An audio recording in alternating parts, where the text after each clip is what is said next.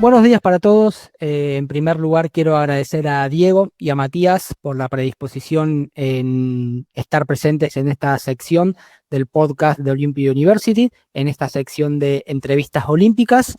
Y en el día de hoy vamos a trabajar un poco el tema de los datos y el rendimiento deportivo.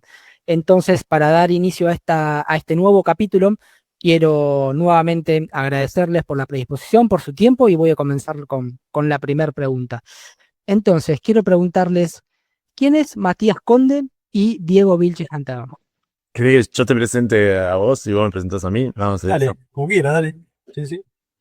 Bueno, Diego es un referente en el país y en toda Latinoamérica de lo que es trabajar con datos en serio, ¿no? Hay una industria muy grande en el deporte que ha ido creciendo en los últimos años y han aparecido un montón de pequeños esfuerzos, sea más amateur, más profesionales. Bueno, Diego, que viene del ámbito universitario, ha profesionalizado bastante la profesión del analista y del arquitecto de datos, sobre todo del que hace las bases, el que hace que la arquitectura que después los analistas nos podemos montar para generar reportes, para generar consultas, para generar tipos de cuestiones más puntuales o más específicas. Bueno, arquitectos de datos no hay tantos en el deporte en Latinoamérica y Diego ha sido pionero en ese aspecto. La mayor parte de su trabajo lo vimos en Atenea, pero también lo vemos también produciendo cosas de otros deportes más allá del fútbol en otros espacios, pero creo que lo más importante fue eso, traer a alguien que ya tenía experiencia en otros sectores y que transforme todo eso en el fútbol en particular y en el deporte de equipo en general. Ha sido una ventaja y ha sido clave en el desarrollo en los últimos años que tuvo Argentina y la región en el análisis de datos. Bueno, gracias, Mati. Justo todo lo que voy a decir va a parecer que es por lo que dijiste vos. Pero bueno, pero Matías es el referente, ¿sí? Del área de análisis de datos, que tiene dos grandes virtudes, que sabe difundir, sabe hablar por un público general, pero también sabe lo que es el fútbol, sabe entender a un cuerpo técnico, sabe entender a un dirigente, sabe entender a un preparador físico. Creo que son muy pocas las personas que tienen esa capacidad dual de decir, puedo hablar para el público masivo, ¿sí? O puedo hablar con el tipo que tiene que estar el domingo o el sábado a la noche tomando decisiones adentro de un campo de juego. Entonces, para mí, digo eso, Matías es el referente que muchísimos tenemos. Así, bueno, cada charla con él, cada intercambio, cada trabajo que se pueda hacer en conjunto, para mí es un placer enorme porque estoy trabajando con alguien que es tope de gama. Eh, Nada, ese como, no sé si decirlo o no, pero es como un Malcorra del análisis de datos, alguien que le aporta magia y nada, eso. Bueno, Nada, bueno, genial, genial por la presentación que pudieron hacerse entre ustedes. Muy claro todo su trayectoria y su enfoque y todo lo que pueden aportar con respecto a los datos en el deporte. Que como bien dijo Matías, en el último tiempo hay una tendencia muy, muy grande a la difusión de datos y también a programas, pero hablar esto que mencionaste que me pareció muy, muy interesante, que tiene que ver con los arquitectos de los datos y saber de la base en sí y la formación académica en ciencia de datos me parece muy, muy importante y creo que lo pudo contar muy bien. Eh, si bien cuando hablamos del dato en el contexto deportivo nos encontramos con múltiples áreas de abordaje, hoy vamos a enfocarnos un poco en la profundidad del análisis de datos y su impacto en el rendimiento deportivo, explorando cómo influye tanto el desempeño de los atletas como la toma de decisiones en el staff técnico y la dirigencia. Como bien mencionó Diego, que Matías sabe comunicar muy bien y que no es una palabra menor el comprender la comunicación, ¿está bien? Entonces, quiero preguntarles cómo ha evolucionado el uso del dato en el deporte en la última década y cuál ha sido el impacto en la toma de decisiones de manera estratégica. todo tuyo, Mati. Ahí sos crack con esto. Bueno, lo que ha pasado fue que hay, digo, a la par que en otras industrias los datos se han ido vuelto cada vez más relevantes y aparece toda esta idea de la cultura data driven. En el deporte no fue ajeno a eso, a pesar de que hay cierta reticencia, o digo, yo vengo del ámbito financiero, en el ámbito financiero también hubo reticencia al uso de datos en su momento y creo que cada uno puede contar en su industria algo particular. Lo que ha cambiado es que hay datos más rápidos y hay mejores indicadores, ¿no? Lo que ha evolucionado sobre todo, creo yo, es la creación de indicadores como mucho más específicos y que han borrado esa vieja idea, sobre todo el básquet, de no se ven las planillas el rendimiento. Bueno, hoy por hoy yo creo que el dato es un gran amigo del deportista, un gran amigo del entrenador, un aliado en la conversación cotidiana, un aliado a la hora de mostrar resultados, de mostrar gestión, de mostrar desarrollo.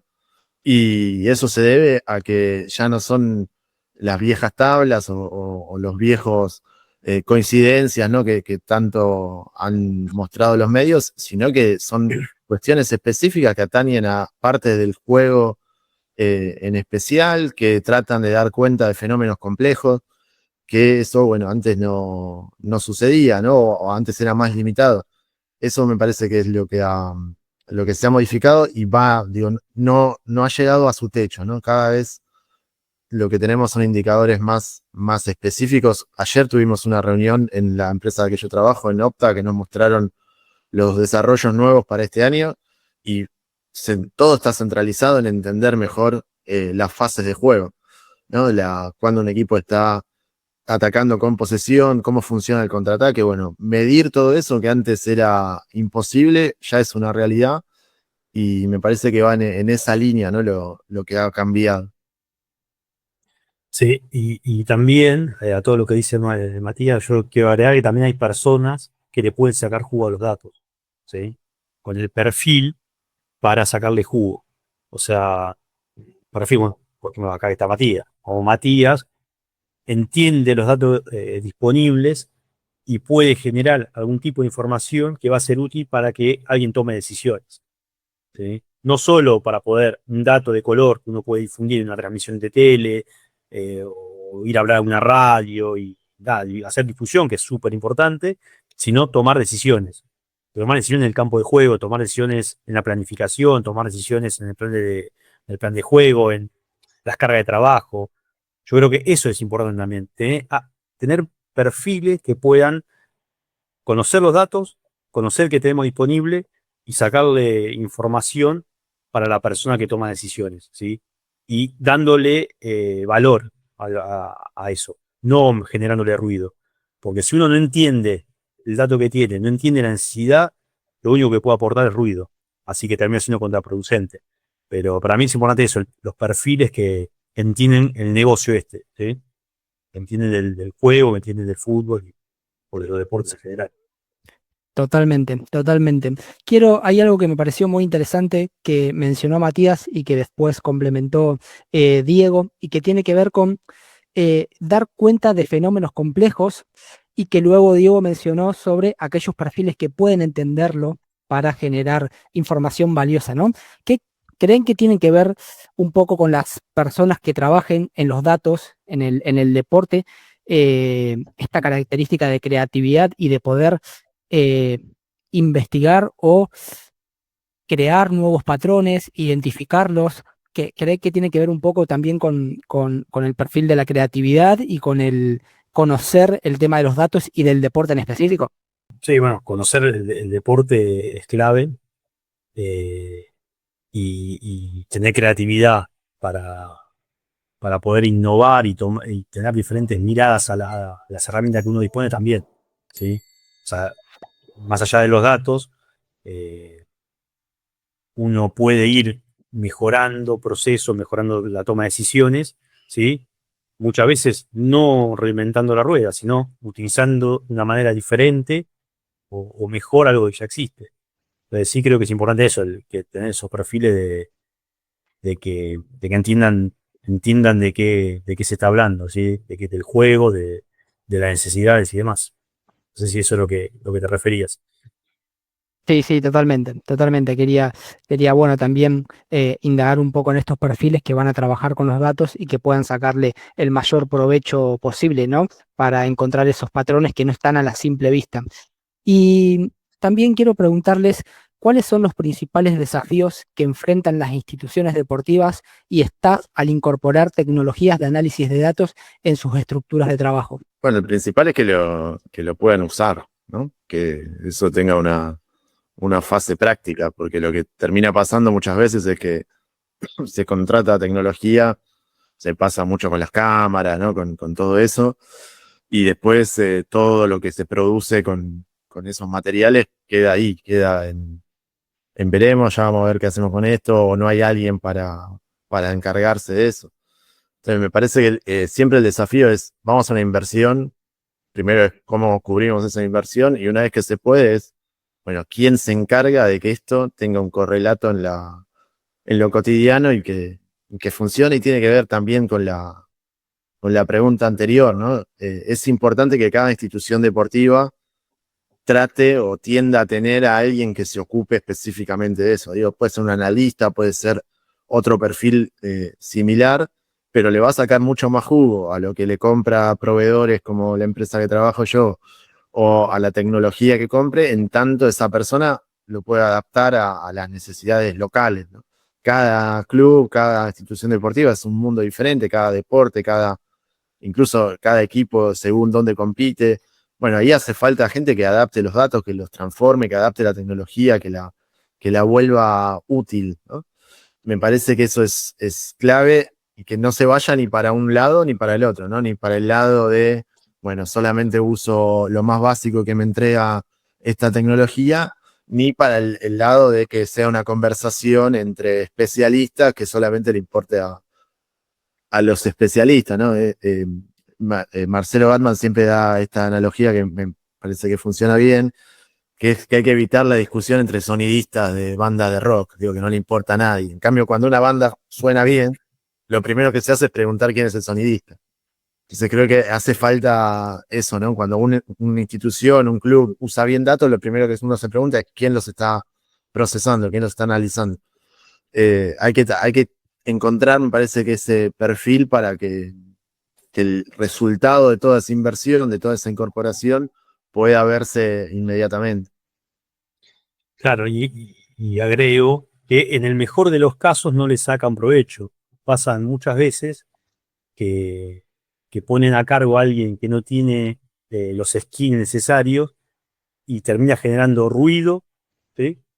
En la toma de decisiones y barreras con los profesionales que interactúan con él. Porque en el alto rendimiento no hay tiempo, el tiempo muy escaso, entonces a vos te meten a alguien y dice, che, esta persona va a trabajar los datos, te va a aportar cosas, y lo que te metió es ruido, te da información que no sirve para nada, te hace perder tiempo, la próxima vez que quiera venir alguien, vos ya tenés una barrera de entrada, ¿sí? Entonces, lo que dice Matías es totalmente real. Pasa mucho en clubes que tienen tecnología, contratan tecnología, pero no tienen las personas capacitadas para utilizarlas. Entonces, en el mejor de los casos no hacen nada y muchísimas veces pasa que terminan generando ruido y futuras barreras para el momento que alguien quiera trabajar de manera profesional. Y esto del ruido es tal cual, ¿eh? Hay jugadores que han salido de equipo porque aparecía que corrían poco en un GPS, o sea, una mala lectura de un dato dar como resultado, y estoy hablando del primerísimo nivel del fútbol latinoamericano, no es que pasó en la quinta división de un torneo regional, digo, pasa eso. Entonces es súper relevante que la interpretación sea correcta, que haya gente que se pueda ocupar de eso y no asumir de que, bueno, una cosita más, encajémosela al videoanalista, démosela al asistente técnico o al administrativo que se ocupe de esto también, ¿no? O un Eh, pasante, o un pasante que viene de la universidad, o al sobrino de tal. O sea, todas esas cuestiones que estamos nombrando son hechos reales. Muy comunes. Me imagino y lo entiendo también, he podido verlo. Y bueno, creo que mencionaron dos puntos muy importantes, que tiene que ver un poco con no ser reduccionistas, esto de no luchar con datos que a lo mejor no me van a ayudar a la toma de decisiones, esto de facilitar la comunicación me parece muy, muy importante. Y como bien también mencionó Diego, de que en muchas ocasiones en el alto rendimiento no tenemos el tiempo necesario para poder profundizar, sino que tener esos datos que me faciliten la toma de decisiones en el día a día. Y estos ejemplos que recién mencionaron, que son muy comunes y que tienden a hablar de que no hay las personas capacitadas para utilizarlas, recuerdo, Diego, que alguna vez me comentaste que equipos, por ejemplo, como la Premier League, subcontratan este tipo de tareas del análisis de datos en empresas que tienen más de 15 personas, por ejemplo, para trabajar con el dato. ¿Lo ven positivo a esto? Y eso es algo estratégico, es como decir los grandes empresas de inversiones, ¿sí? Algunas contratan su software al exterior, otras lo desarrolla y lo vende a otra de esas grandes monstruos que compran, no sé, deuda soberana. Entonces, es una decisión estratégica, pero hay que tener una estrategia. Decir, bueno, ¿yo qué voy a hacer? Contrato gente dentro de mi club, ¿sí? Tengo especialistas, desarrollo acá adentro los procesos y las herramientas que necesito o las contrato. Eso para mí, cualquiera de los escenarios, o sea, siempre, o sea, para mí no hay una decisión única y que se adapte a cada necesidad y a cada club, a cada realidad. Como decía Matías, ni siquiera a cada cuerpo técnico. Entonces, para mí puede ser un escenario bueno ese, pero también puede ser un escenario bueno que vos hagas algo adentro. Si un club que hoy desarrolle algo y después lo termine vendiendo a otros clubes, se autofinancia su área de tecnología. ¿Sí? Pero esto no es algo, también Matías lo dijo al principio, no es algo, esto que vemos acá no es algo único del fútbol, pasa en otras industrias, son decisiones estratégicas. Hay un club de España que creo el Sevilla desarrolla y vende sus productos. ¿Sí? Hay otros clubes que dirán, no, yo prefiero contratar, y otros clubes dicen, yo prefiero desarrollar internamente y no vender nada. ¿Sí? Eh, Nada, lo importante es saber tener una estrategia, saber qué es, por qué hacemos tal cosa, por qué tomamos esta decisión. Pero todo es válido. Buenísimo, buenísimo. Bueno, súper, súper claro y me parece muy, muy coherente lo que mencionás, que no hay un modelo único. Y si tuvieran que describir el proceso desde que un dato crudo es recolectado hasta que se convierte en una decisión efectiva dentro de un equipo o una institución, ¿cómo lo explicarían o cuáles creen que son las claves para que ese dato realmente genere un impacto? Bueno, lo primero es que la mayoría de los datos que se utilizan en buena parte, sobre todo del fútbol, provienen de una captura que tiene mucho de manual, ¿sí? Mucho de humana. Eh, Obviamente con sus protocolos, con sus chequeos, con su metodología, pero digo, tanto los proveedores de datos como la empresa que yo trabajo, como incluso los videoanalistas que cortan partidos y generan datos, digo, hay personas atrás de eso que están siguiendo una metodología y están generando ese dato original. Hoy por hoy se complementa con datos de tracking generados automáticamente, con datos de GPS generados por los dispositivos, bueno, con otra serie de datos que sí viene de fuentes más automatizadas, pero lo que es los eventos, que es el core de lo que se analiza en el fútbol, viene de capturas manuales súper procesadas, sobre las cuales se generan métricas más complejas, ¿no? Digo, desde cosas simples como la posesión hasta cosas más avanzadas como el peligro esperado o alguno de esos indicadores más nuevos. Cuando se convierte en un accionable, digamos, en algo que aporta para tomar las decisiones, bueno, eso puede ser desde cosas simples que, que está generándose en un partido, como un equipo está atacando por determinada zona y está tirando centro de determinada manera, no sé, con el cierre de la comba hacia adentro y que están cayendo en el segundo palo, que son cosas relativamente simples de capturar y de procesar y que llegan casi en tiempo real, hasta indicadores más robustos y más complejos de scoring de futbolistas para scouting, digamos, cosas mucho más elaboradas que tienen en cuenta una mayor cantidad de variables que incluso muchas veces se basan en modelos predictivos para ver si un futbolista funcionaría o no en determinada idea de juego, en determinado club. Entonces, digo, la conversión puede darse en diferentes puntos, pero el origen de toda esa captura tiene mucho de criterio analógico, si se quiere, cada vez más combinado con cuestiones de inteligencia artificial y cuestiones automatizadas, pero sí ese último punto, vuelvo a lo mismo, ¿no? Hace falta tener gente que se dé cuenta cuándo tiene que ir por el lado más sencillo y cuándo tiene que ir por el lado más complejo, ¿no? Eso es un poco cómo funcionan las cosas. Sí, ahí bueno, coincido de vuelta con Matías. Desde el dato crudo a generar información para que se tomen decisiones en un camino, y hay un camino también de construcción con el profesional que va a tomar la decisión, ¿sí? De confianza, de saber qué tipo de información va a necesitar en determinado momento. Nosotros hemos laburado mucho con selecciones nacionales. Entonces, con las selecciones nacionales no es lo mismo cuando está fecha FIFA, eliminatorias, amistoso, Copa América o Mundial, ¿sí? Cambia mucho. O cuando está fuera de esos rangos. Entonces, hay momentos que uno puede profundizar el análisis y tirar disparadores. Hay otro momento que es lo que uno ya laburó, dárselo, ¿sí? De manera sintética, concreta, decir, bueno, acá tenés información que vos, que arreglamos, que nos dimos cuenta que puede ser útil para que uses, ya que vas a jugar en 3 días, ¿sí? Tenés 72 horas para preparar para jugar el próximo partido, en el cual viajaste, dormiste en 2 lugares diferentes. Entonces, bueno, importante es eso. ¿Qué información brindar según el momento de competencia que haya? ¿Sí? Y en los clubes pasa lo mismo. No es no es lo mismo un club que juega 3 competencias que el que juega una sola. Eh, Nada, es importante eso. Entender las realidades y las miradas. Porque también pasa que cada cuerpo técnico te pide tiene miradas diferentes del juego. Entonces uno trata de brindarle la información que sea útil para su mirada.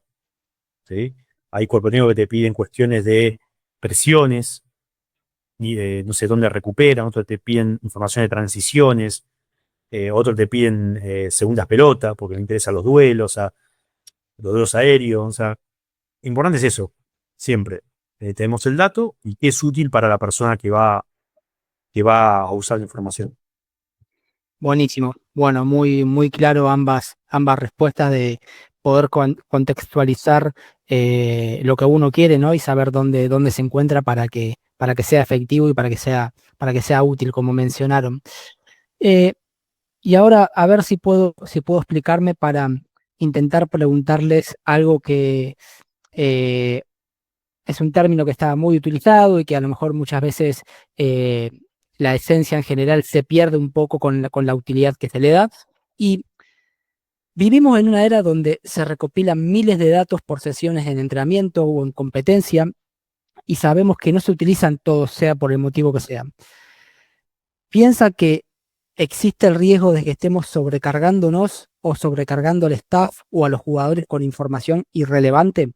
Y a raíz de esto, quiero preguntarles sobre el término del Big Data, ¿está bien? Para que puedan explicarlo un poco, para saber cuándo es que aparece en contexto, por qué a veces no se utiliza el término en el ámbito adecuado o con lo que se está realizando, para que puedan explicar un poco este fenómeno, ¿no? Nada, primero, bueno, está buena eso que pedís de explicar un poco el fenómeno del Big Data, eh, que muchas veces no es un término utilizado cuando se debe, porque en fútbol o en los deportes es muy difícil aplicar Big Data porque la cantidad de datos que uno tiene es menor. Es menor si la relacionamos con otras industrias. Entonces, muchas veces es más importante saber gestionar los datos, ¿sí? Tener una política de gestión de tus datos, tener procesos en la captura, en la utilización de los datos, que intentar usar algo de Big Data, que muchas veces es mentiras, pero bueno, sirve también todo el tema de Big Data o ahora lo de IA también como para que la otra persona entienda que hay algo ahí, ¿sí? Que hay algo ahí en los datos. Pero realmente Big Data es difícil hacer, porque hay pocos datos. Pocos datos para lo que es Big Data de verdad, ¿sí? Uno puede acumular información. En realidad, un partido de tracking, la parte de tracking son millones de puntos de medidas en un partido. Pero tenés un partido cada cuántas horas, ¿sí? No tenés millones de partidos que se juegan todos los días con millones de puntos de toma de medida. Entonces, Big Data se hace poco, pero sí me parece importante, estuvo bueno el tema, eso, porque se puso de moda y permitió empezar a charlar de lo que son los datos en el deporte. Sí, que hay algo ahí que no lo puede manejar el profe solo, no lo puede manejar el analista, que tiene que hacer corte de video de primera reserva y las tres mayores inferiores. O el profe que tiene 30 personas a cargo, tiene que usar GPS, tiene que hacer el de vuelta, tiene que usar la percepción subjetiva de esfuerzo, procesar, sacar información. Sino que hay algo más ahí que alguien se lo tiene que manejar y ayudarlo en ese proceso. Eso es un poco lo que. Y sí, todo el resto de sobrecargar y demás que nombrás, era un poco lo que hablamos. ¿Sí? No hay que meter ruido, hay que dar información justa en el momento justo, sí, ni de más ni de menos, pero como el resto de las industrias. Buenísimo, buenísimo. Diego, ¿alguna vez mencionaste un ejemplo de, no me acuerdo, una cantidad de años específicas con datos recolectados en fútbol que tampoco era Big Data, para que la gente pueda entender un poco que con esa gran cantidad de datos todavía no sigue siendo Big Data en el deporte? Claro, por ejemplo, yo tengo datos, creo que no me acuerdo si 2019 o 2020, de eventing, muchos partidos de tracking, y de todo Sudamérica, de mundiales, de Copas América, y eso no es Big Data, ¿sí? Son datos que los gestiona de una manera tradicional, ¿sí? Eh, Porque ya te digo, los datos en un deporte son pocos comparado con lo que uno debería decir como Big Data. Yo tengo acumulado 5 años o 6 años y no hay Big Data ahí. Podemos usar herramientas de Big Data, porque algunas cuestiones nos facilita algo, pero se puede gestionar todo de una manera tradicional, ¿sí? Pero sirve el término como para discusión, sirvió. Excelente, excelente. Bueno, creo que con este ejemplo muchas personas pueden bajar a tierra con respecto con los datos o el contexto en el que está trabajando. Y hay algo que no puedo dejar pasar o que es un tema también un poco en auge y que mencionó anteriormente Matías y que tiene que ver con la inteligencia artificial, con los modelos predictivos. ¿Pueden explicarnos o contarnos un poco esta aplicación en los análisis de los datos en el rendimiento deportivo? Bueno, ahí empieza a haber, digo, cada vez más inteligencia artificial en el deporte. No es algo, otra vez, no es algo del todo nuevo. De hecho, quizás el gran antecedente de uso de inteligencia artificial en el deporte lo tengamos hace, no sé, 25 años, ¿no? Cuando Kasparov jugó contra Deep Blue y perdió, digamos, toda esta discusión que hay ahora de que las máquinas no van a reemplazar la inteligencia artificial, bla, bla, bla, ya se había dado en el deporte en ese momento, sobre todo cuando pierde Kasparov. Me acuerdo que en esa época La Nata, el periodista argentino, para los que escuchan de afuera, tenía un programa a la noche en América y claro, era el tema del momento, que el campeón mundial de ajedrez había perdido contra una computadora. Y dijo, ¿saben cómo le gana Kasparov a Deep Blue? La desenchufa. Bueno, hoy sería imposible desenchufar a las inteligencias artificiales porque se caería todo, pero digo, quiere decir, no es algo estrictamente nuevo, sino que hace años que se viene hablando y ha habido distintos desarrollos. Puntualmente se usa mucho en lo que es tracking para predecir de alguna manera la palabra no es predecir, digo, es estipular más o menos qué es lo que está pasando cuando los datos de tracking de video no están siendo capturados por la cámara, ¿no? Entonces se usa información previa y algoritmos de inteligencia artificial para predecir qué es lo que está pasando en el resto del campo donde la cámara no está tomando la información. Ese es uno de los usos. Otro de los usos que se está dando en el fútbol en particular es la creación de asistentes tipo ChatGPT para el scouting, ¿no?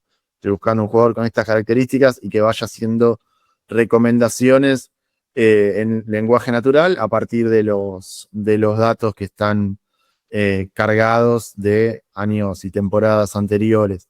Y con la chance de, tal como nos pasa con ChatGPT, que se adecua un poco a cada uno, de adecuarse a las políticas del club, a lo que está buscando un scout en particular, y que sea algo mucho más cercano de lo que era antes, digo, del análisis de datos más clásico que se hace a través de plataformas como las que ofrecen diferentes proveedores o diferentes consultoras de scouting.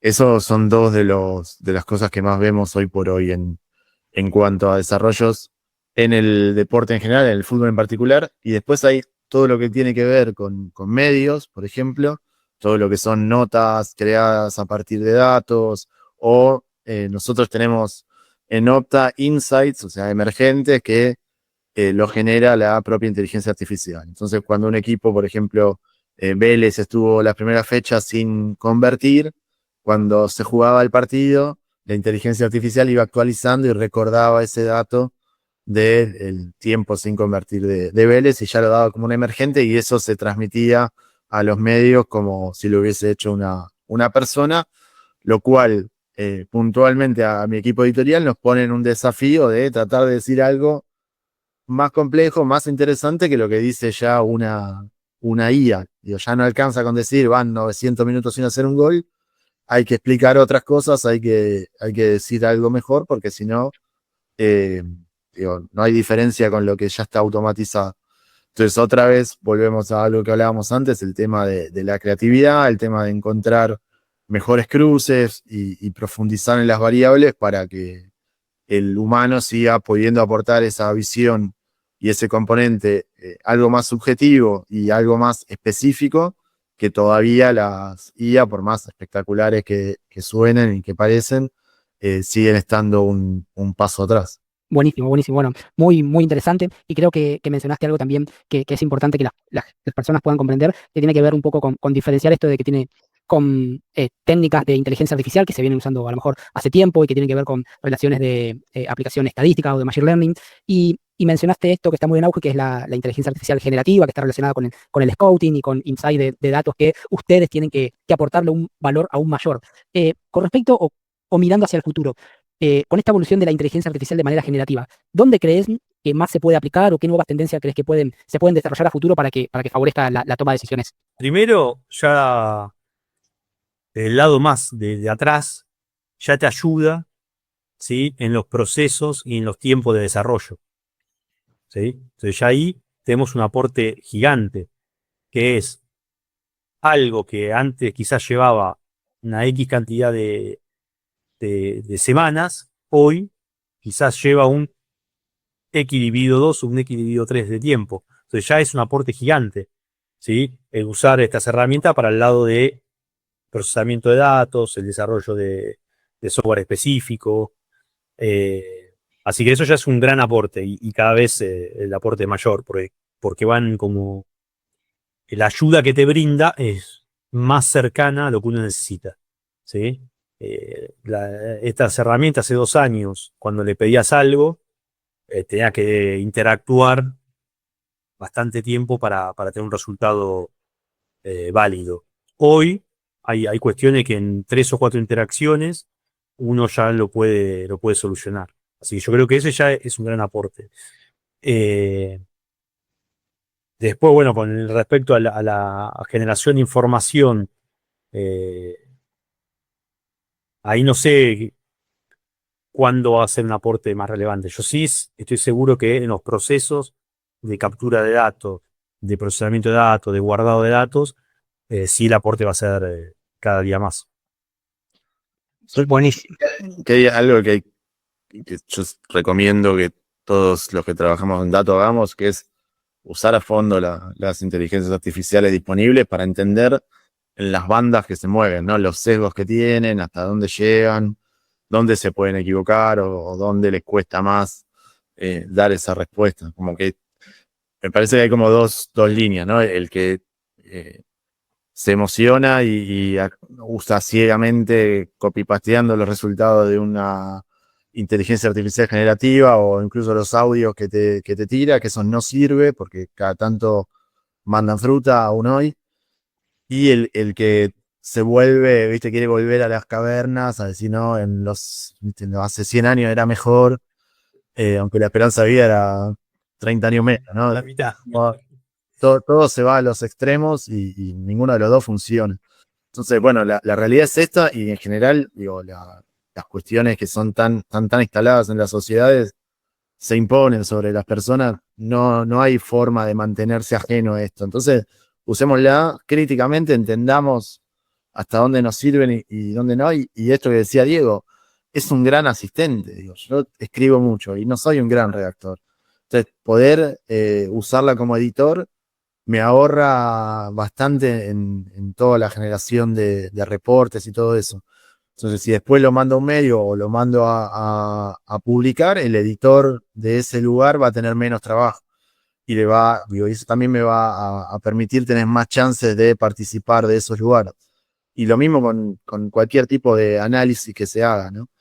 Me parece que es eso, ¿no? Como apropiarnos de la herramienta y no quedarnos ni en una función pasiva ni enojarnos porque el mundo cambia, que es lo que me parece que hay un sector de la sociedad le pasa, ¿no? Es como, bueno, y qué sé yo también pienso que cuando era chico las cosas eran mejor, eran más simples, pero es otro mundo y la nostalgia no me dejaría vivir.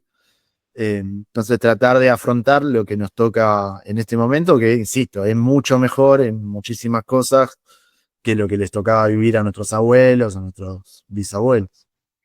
Totalmente, totalmente. Hay que, nada, como todo, hay que adaptarnos, saber qué nos es útil para cada contexto, para cada uno, con qué podemos familiarizarnos, qué nos gusta, o como vos decís, no llegar a esos extremos que nos limitan en la aplicación de alguna herramienta o no, y poder facilitarnos nuestras tareas. Y Perdón, un ratito. Que además es la única manera de darte cuenta, digo, usándolas, cuando alguien te está hablando de inteligencia artificial en serio y tiene un desarrollo en serio, y cuando alguien lo está usando como etiqueta, que es lo mismo que decía Diego que pasó con el Big Data, ¿no?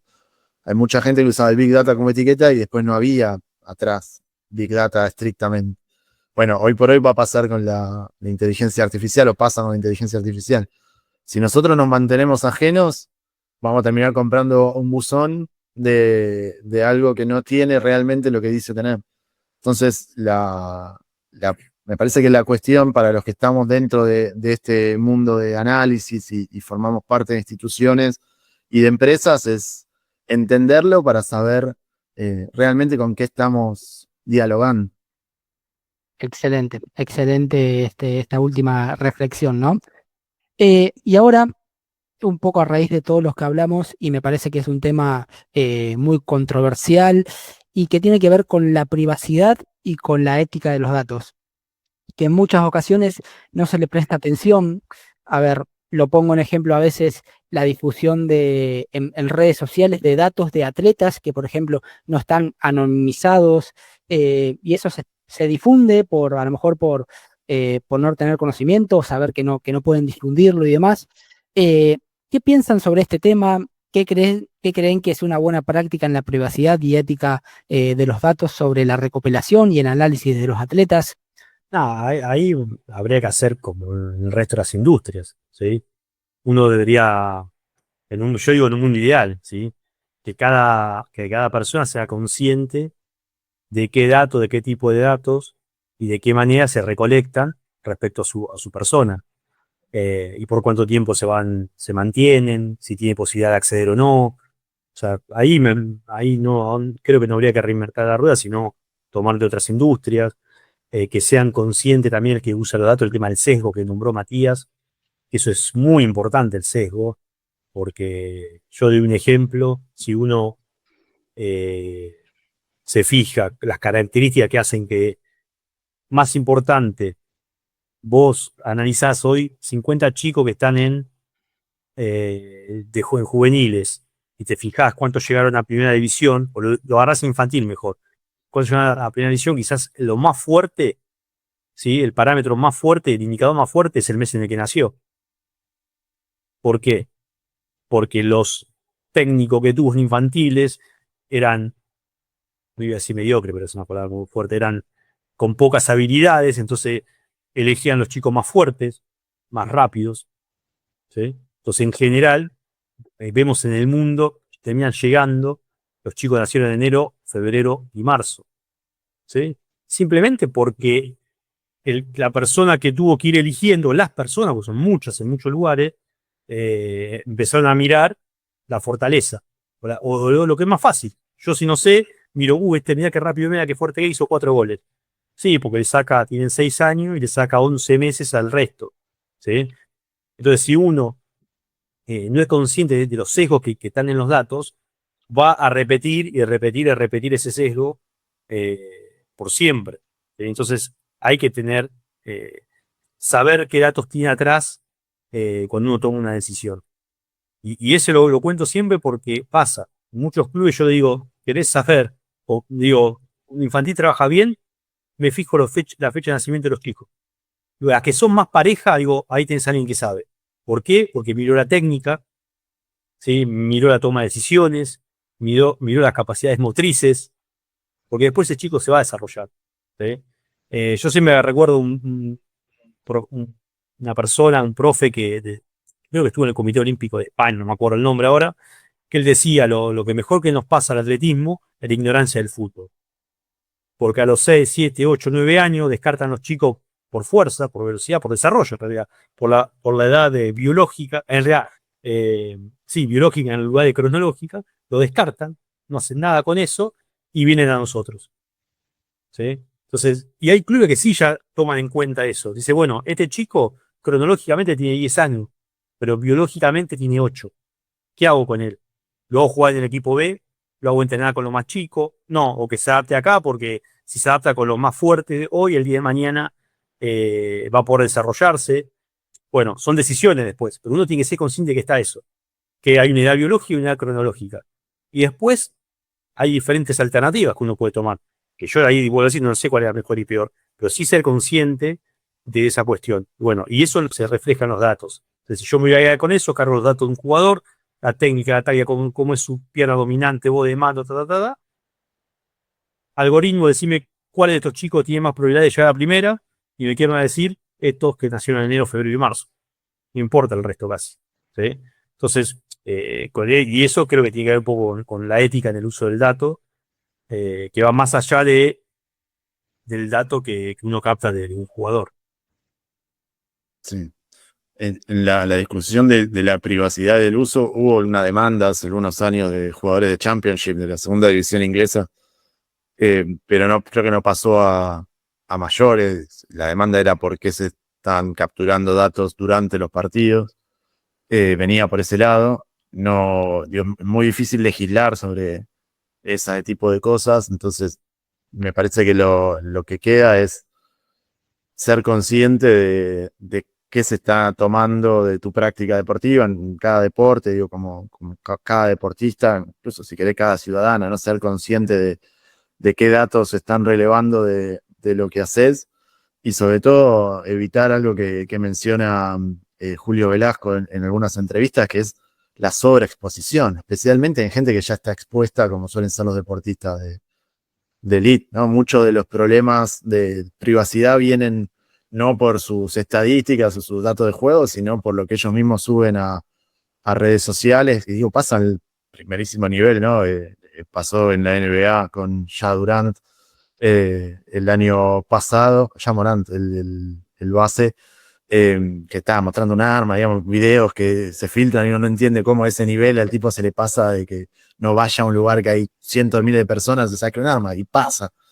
Entonces me parece que lo primero es tratar de que los deportistas tengan conciencia de que se los está midiendo, de que se los está viendo, de que están generando información, que hay analistas que van a revisar cómo la están generando y qué pueden hacer a partir de esa información. Pensar en un mundo absolutamente privado hoy por hoy es muy difícil, ¿no? Es algo que se nos escapa a todos y en cambio entenderlo me parece que les permitiría también a los jugadores utilizarlos a su favor. algo que empezamos a ver de a poco en algunos futbolistas, en algunos deportistas de élite. Bueno, eso está al alcance incluso en niveles más bajos. Me parece que pasa por ahí, ¿no? Con entender y por otro lado evitar la exposición cuando no es absolutamente necesaria, insisto, sobre todo en personas que ya están expuestas, ¿no? Creo que ahí está una de las claves para que los deportistas puedan defender mejor su intimidad y sus datos. Excelente, excelente. Bueno, creo que pudieron tocar diferentes temáticas y facetas que tienen que ver con esto de la privacidad y la ética de los datos, que creo que cae un poco de responsabilidad en cada profesional, ¿no? No solo en los profesionales que trabajan con la tecnología o los proveedores de tecnología, sino también con las redes sociales y con los profesionales que están expuestos, como bien mencionaron en algunos ejemplos. Y ahora quiero preguntarles un poco más reflexivo, si tuvieran la posibilidad de crear una herramienta capaz de medir algo que hoy no se mide en el deporte o que todavía no hemos descubierto, ¿qué datos son los que buscarían y por qué? Yo tengo uno. Ah. A mí me gustaría saber cómo procesan los estímulos externos los deportistas, porque me llama mucho la atención que las estadísticas de los jugadores, lo que pasa es que son pocas, como digo, se juegan pocos partidos, pero uno ve que hay jugadores que ganando mejoran sus métricas, otros perdiendo mejoran sus métricas, algunos mejoran sus métricas de local, otros mejoran sus métricas de visitante, otros mejoran sus métricas contra los rivales más importantes, otro contra los rivales menos importantes. Entonces yo digo, ¿cómo poder lograr entender eso para trabajar los aspectos que hay que mejorar del deportista, pero también para poder utilizarlo en la mejor situación para él? ¿Sí? Viste, hay clubes que te dicen, bueno, quiero un jugador que levante estadios. ¿Sí? Bueno, ¿cómo lo mido el que levante estadios? Claro. Bueno, entonces yo creo que es importante eso, me gustaría eso, cómo, no sé cómo, ¿sí? A través del iris, a través de algún sensor en el cuerpo, de algo que me permita entender cómo procesa la presión esa persona y cómo quiere generar en él, ¿sí? Si mayor adrenalina, donde va a ser más impulsivo, a favor o en contra, impulsivo que va a pegar una pared, va a echar, o que va a correr más, va a estar más concentrado. Bueno, eso a mí lo que me fascina y me gustaría poder hacer en algún momento. Sí, a ver, en línea con esa, una que siempre, que digo, de un poco los videojuegos la han resuelto antes, es el tema digo, porque también es más fácil de hacer, sacando el componente humano, el tema de la química, ¿no? Entre los jugadores, ¿no? ¿Qué jugador se siente mejor con otros? Eso me parece algo que está en desarrollo, pero que todavía falta.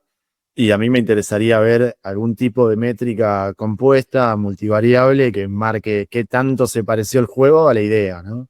Habría que estandarizar, que también es un desafío, que estandarizar, que el entrenador te diga, hoy quiero hacer esto y idealmente debería pasar esto. Y después ir con los datos y decirle un número preciso, ¿no? 56% de tu idea se dio, o se dio más durante los minutos 70 al 80. Y en tal momento fue cuando menos se pareció a lo que vos querías hacer. Bueno, esas dos cosas me parece que hay como visos de poder generarlas, o sobre todo lo de la química está un poco más desarrollado, y digo, no es algo imposible, pero me parece que todavía le lleva algunos años de desarrollo poder estandarizar esos parámetros para generar una métrica de ese tipo. Excelente, excelente. Bueno, muy interesante ambas respuestas y creo que despiertan mucho interés y mucha curiosidad con respecto a este tipo de datos que tienen que ver un poco con algunos factores que aumentan o no el rendimiento, como bien decía Diego, que tienen que ver con los estímulos externos, o como decía Matías sobre la química. Creo que si podemos identificar eso, que muchas veces es muy difícil lograr y sabemos potenciarlo entre los jugadores, creo que sería muy, muy utilizado y muy aplicable porque potenciaría acá a atletas y a los equipos, ¿no? Eh, muy, muy, muy interesante. Y Matías, mencionaste al final este número integral que representa un poco la idea de juego. ¿Qué pensás de, de aquellas métricas de cámaras ópticas que brindan un número integral del rendimiento del atleta en relación a cómo se desempeñó en el juego, que también utilizan inteligencia artificial, que brindan un dato en general? ¿Qué pensás sobre eso para valorar el rendimiento del atleta de manera individual? Bueno, para mí depende mucho cómo estén armadas. A mí las que me generan ciertas dudas son las que atrás tienen una caja negra, ¿no? De que cuando vos tratás de entender o de replicarlo, te dicen, no, bueno, acá hay redes neuronales, pero bueno, ¿qué hacen? No, bueno, hay redes neuronales que... entonces me parece ahí que no ayuda o no terminan de sumar porque por ahí hay alguna variable o algo que está pesando más de lo que tiene que pesar o hay un outlier en el predictivo que está haciendo que en un caso específico no funcione bien y termina como pegándole a toda la industria y a todos los desarrollos. Ese es el punto, ¿no? Digo, es lo mismo que, vuelvo con el ejemplo de nuestra financiera.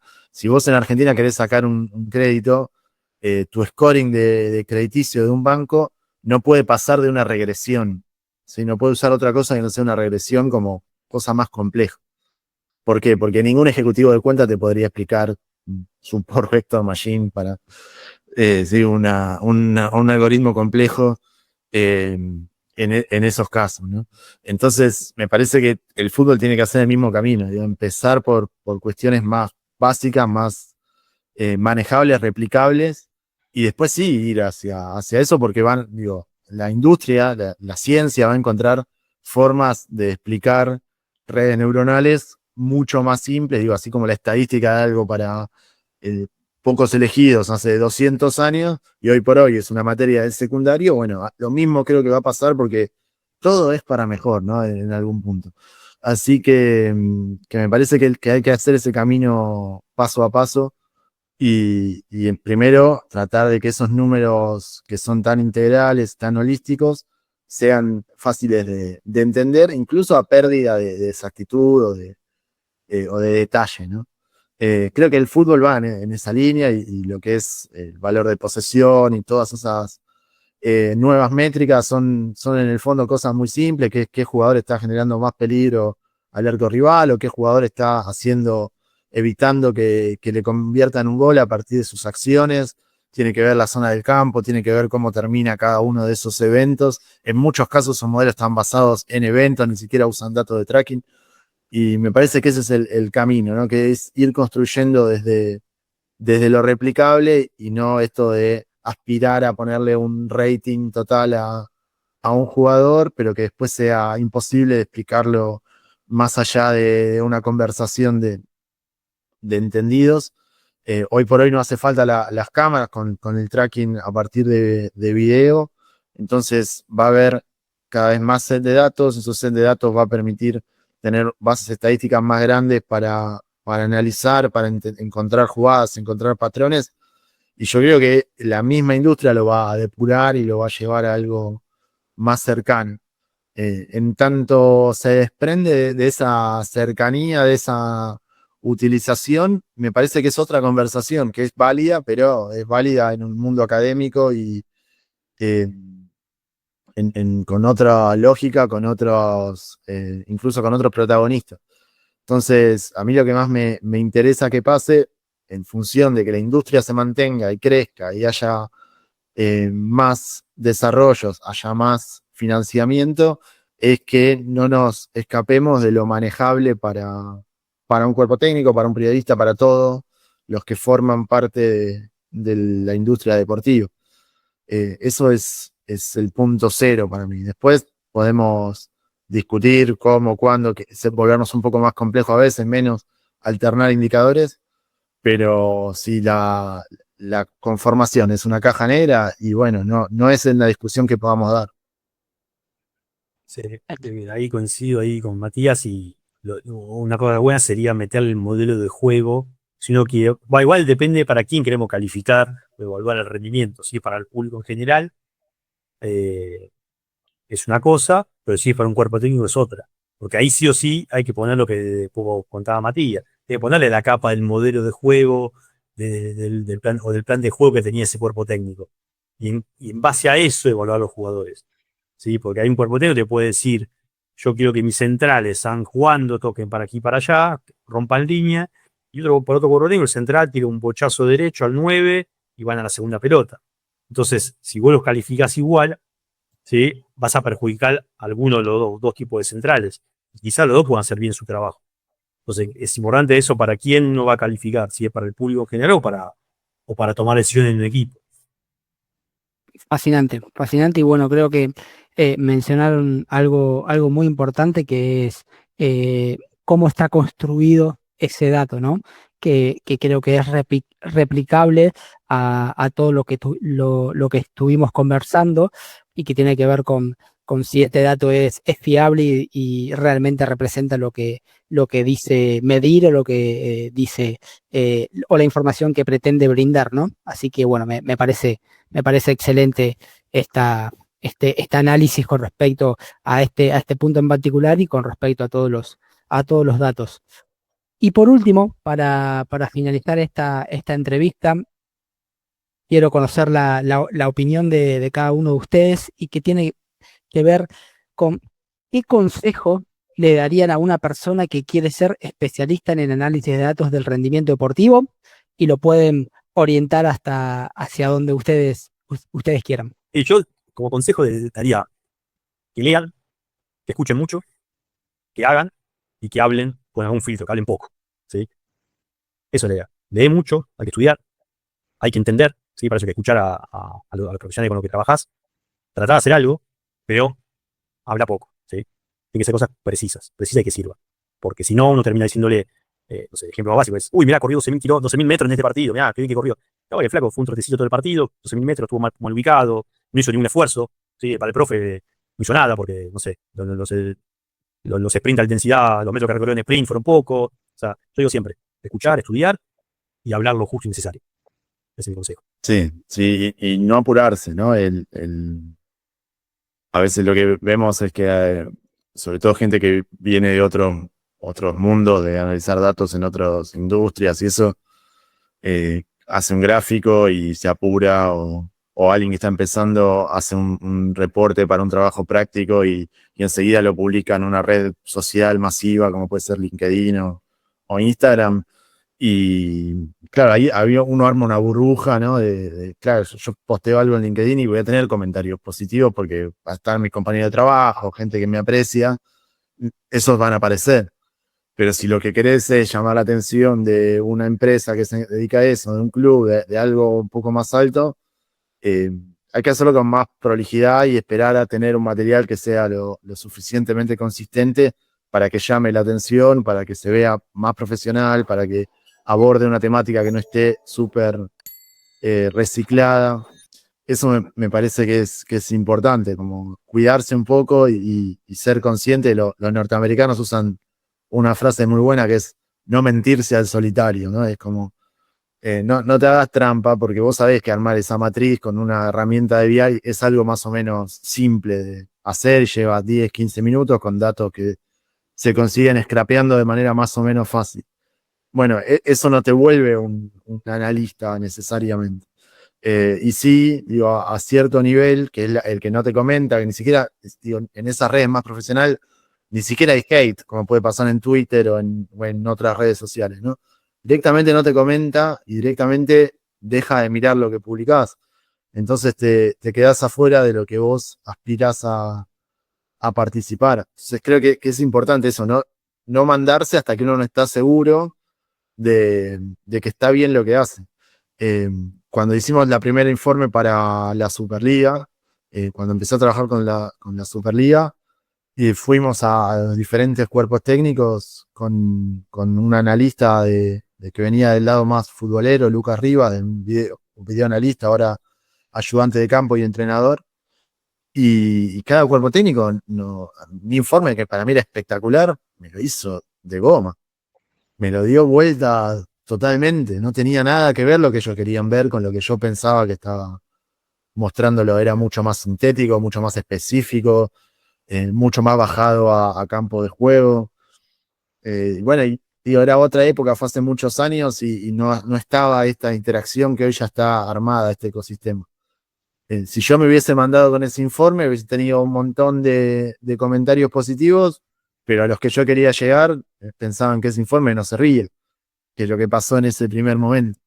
Que es lógico, digo, nadie hace un curso para hacer un cuento y le arroba a Planeta para que se lo publique el primer día. O hace una nota y arroba a un diario importante pidiéndole que hagan algo con eso. Porque sabe que le falta, porque sabe que es un camino. Y acá funciona igual, ¿no? No apurarse y ser críticos de lo que estamos generando y sobre todo tratar de encontrar los huecos. Digo, otro informe sobre Premier League va a tener menos impacto que si estás analizando una liga local o algo que conozcas más cercano, reutilizar esos conocimientos que ya traes desde otro lado. Eso me parece súper importante para encontrar, digo, algo original y tener algo diferente para mostrar. Y bueno, esto, sobre todo animarse y sí, tratar de que la industria crezca, pero para que la industria crezca hay que profesionalizarla, vuelvo al principio de la charla. Por eso es importante que Diego trabaje en esta industria, porque ya era bueno en otra industria. Entonces lo que hace es subirle el nivel.